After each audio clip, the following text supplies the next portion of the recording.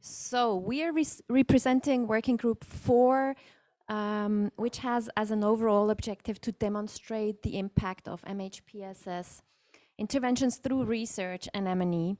And our group actually consists of 13 members at the moment. We have broad representation of IFRC and ICRC and 9 national societies. Just like working group 1, we're also missing the Americas. So my call goes out to you as well. So if you're interested in monitoring and evaluation and research, please get in touch with us. We would really like to know more about your region as well. We're also meeting regularly on a monthly basis. We are doing all the work in these meetings. And we have been working on a work plan, or we are working on the basis of these 8 activities that we defined for our group. The first activity actually is, as mentioned already with work group 1, we're also looking into finding a suitable communication platform through which we can really promote the documents, the guidance that we are looking into. So this is a common activity for all working groups. This is not just for us, but we are also looking into good ways to disseminate our information to the rest of the movement.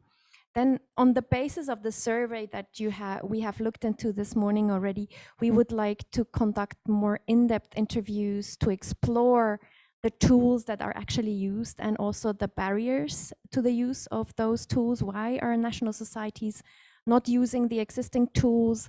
What could we improve maybe, or what is the need still? And then we would also like to give answers and disseminate core guidance that already exists on research, but also on M&E across the movement. And we would like to address the barriers through webinars or other tools, by sharing lessons learned, showcasing good examples also for national societies to learn from other examples.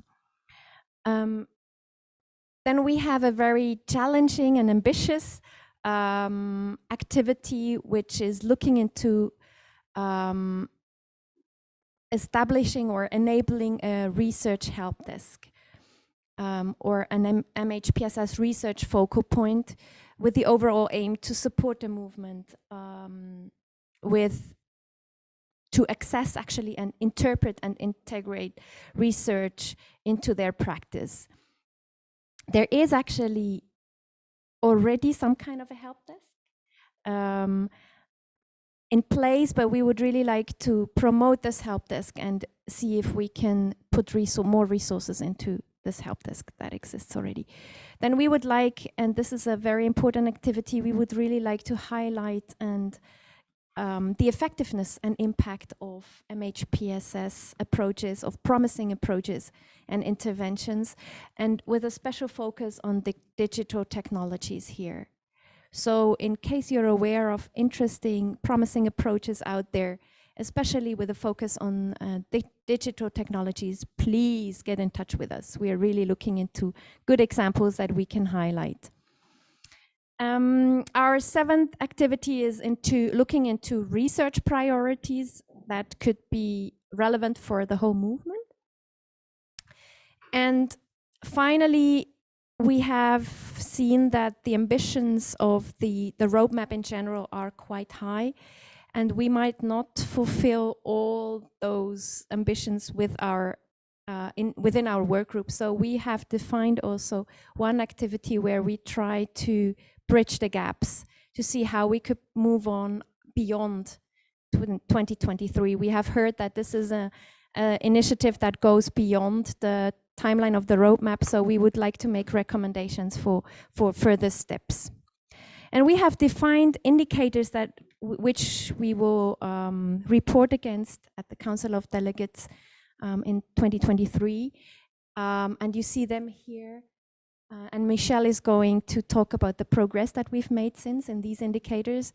But actually we're trying to to show how many or to look into the number of promising approaches from different contexts within the movement and across the different layers of the MHPSS pyramid. So we're not just looking into our context, but we would really like to cover all the regions also and emergency contexts as well. We are trying to look into how many national societies we can reach with our activities. And then the third indicator is on the help desk that we want to establish. And I pass on to Michelle, who is going to talk about progress and challenges. Fantastic. Okay.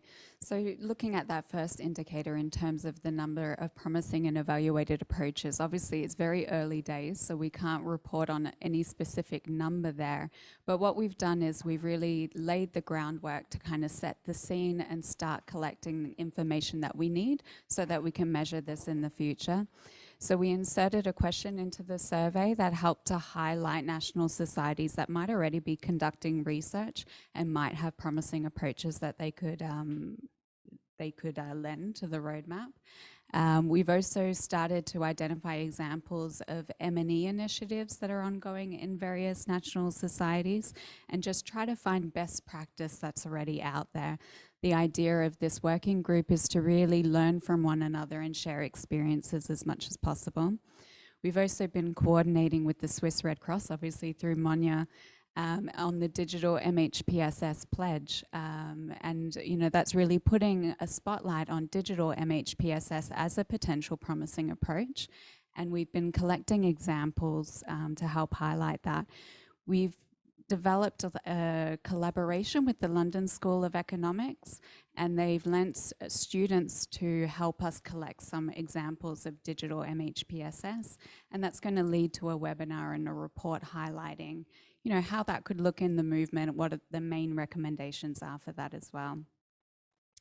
There will also be a sub-working group that's focused specifically on digital MHPSS because that is something that aligns really nicely both with the roadmap and with the pledge. So there will be a sub-working group underneath working group 4 for people who are really interested in that space who can also support the students to finalize that report and to share the lessons learned. In terms of indicator 2, number of national societies reached, we've really been working to promote the group just to try and engage more national societies as much as possible. Membership has been, I guess, a little bit slow moving in terms of trying to get engagement, trying to get active contributions as well. So we've really been focused on trying to increase membership within this group. So Monia and I have been presenting at as many forums as we possibly can. Monia presented in French at a webinar on the roadmap and highlighted the group's activities. We also held 2 webinars through the MHPSS Research Network that Sarah Davidson and myself co-lead. And we presented on working group 1 and 4 there.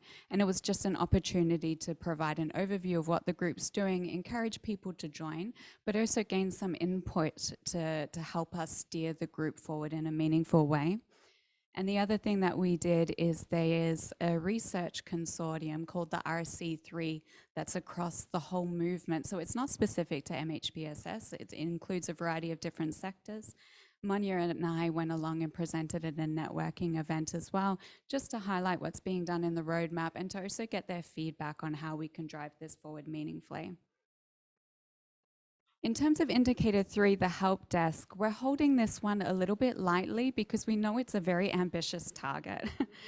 But I think what we're trying to do is really just explore if it's feasible, if it's possible, and if it's even wanted. And that's what we've been laying the groundwork on now. So at the moment, the Psychosocial Center, can be contacted if people have questions about research.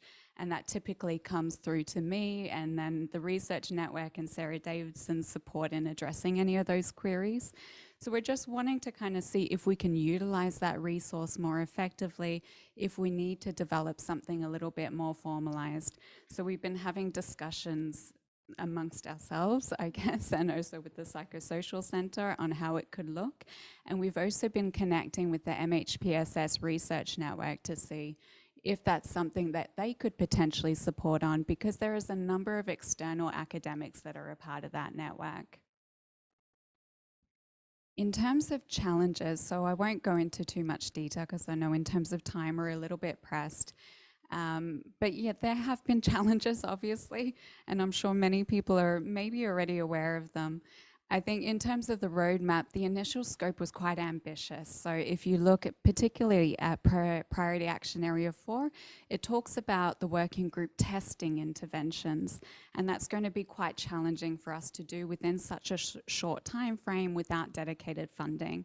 So we've had to kind of look at our work plan and develop something that doesn't require us to actively test, but more utilizes what's already being done across the movement as much as possible. So that's why the building connections have been really important for our group. Definitely in terms of limited human resources, limited funding, that's, I'm sure, a need across all groups. We were very fortunate that we were able to get the connection with the London School of Economics, because that's almost like the equivalent of a consultancy that's going to support us on one particular activity. And so I think we're trying to look for more opportunities like that to help maximize, I guess, our outputs under this working group.